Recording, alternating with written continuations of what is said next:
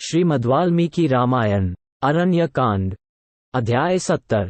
श्री राम और लक्ष्मण का परस्पर विचार करके कबंध की दोनों भुजाओं को काट डालना तथा कबंध के द्वारा उनका स्वागत।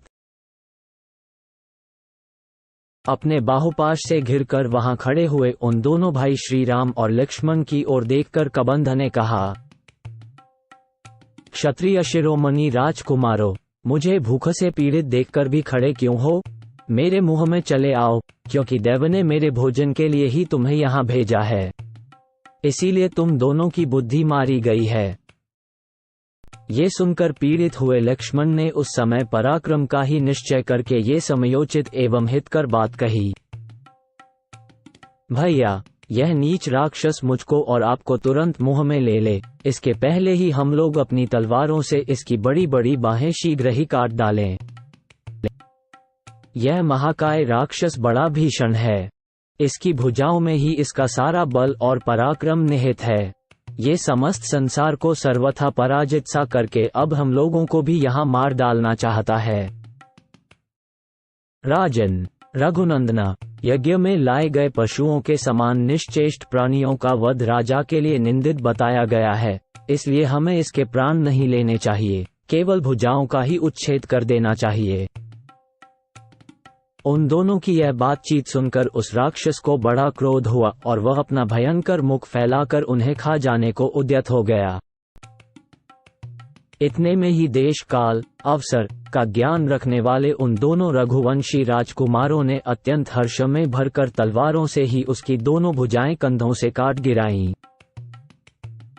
भगवान श्री राम उसके दाहिने भाग में खड़े थे। उन्होंने अपनी तलवार से उसकी दाहिनी बांह बिना किसी रुकावट के वेगपूर्वक काट डाली तथा वाम भाग में खड़े वीर लक्ष्मण ने उसकी बाईं भुजा को तलवार से उड़ा दिया। भुजाएं कट जाने पर वह महाबाहु राक्षस मेघ के समान गंभीर गर्जना करके पृथ्वी, आकाश तथा दिशाओं को गूंजाता हुआ धरती पर गिर पड़ा। अपनी भुजाओं को कटी हुई देख खून से लथपथ हुए उस दानव ने दीनवाणी में पूछा, वीरो, तुम दोनों कौन हो? कबंध के इस प्रकार पूछने पर शुभ लक्षणों वाले महाबली लक्ष्मण ने उसे श्री रामचंद्र जी का परिचय देना आरंभ किया। ये इक्ष्वाकुवंशी महाराज दशरथ के पुत्र हैं और लोगों में श्री राम नाम से विख्यात हैं। मुझे इन्हीं का छोटा भाई समझो। मेरा नाम लक्ष्मण है। माता कैकेयी के द्वारा जब इनका राज्याभिषेक रोक दिया गया, तब ये पिता की आज्ञा से वन में चले आए और मेरे तथा अपनी पत्नी के साथ इस विशाल वन में विचरण करने लगे। इस निर्जन वन में रहते हुए इन देवतुल्य प्रभावशाली श्री रघुनाथ जी की पत्नी को किसी राक्षस ने हर लिया है। उन्हीं का पता लगाने की इच्छा से हम लोग यहाँ आए हैं। तुम कौन हो और कबंध के समान रूप धारण करके क्यों इस वन में पड़े हो? छाती के नीचे चमकता हुआ मुंह और टूटी हुई जंघा पिंडली लिए तुम किस कारण इधर उधर लुढ़कते फिरते हो? लक्ष्मण के ऐसा कहने पर कबंध को इंद्र की कही हुई बात का स्मरण हो आया, अतः उसने बड़ी प्रसन्नता के साथ लक्ष्मण को उनकी बात का उत्तर दिया। पुरुष सिंह वीरों, आप दोनों का स्वागत है। बड़े भाग्य से मुझे आप लोगों का दर्शन मिला है। ये मेरी दोनों भुजाएं मेरे लिए भारी बंधन थी।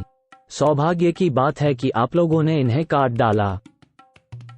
नरश्रेष्ठ श्री राम, मुझे जो ऐसा कुरूप रूप प्राप्त हुआ है, यह मेरी ही उद्दंडता का फल है।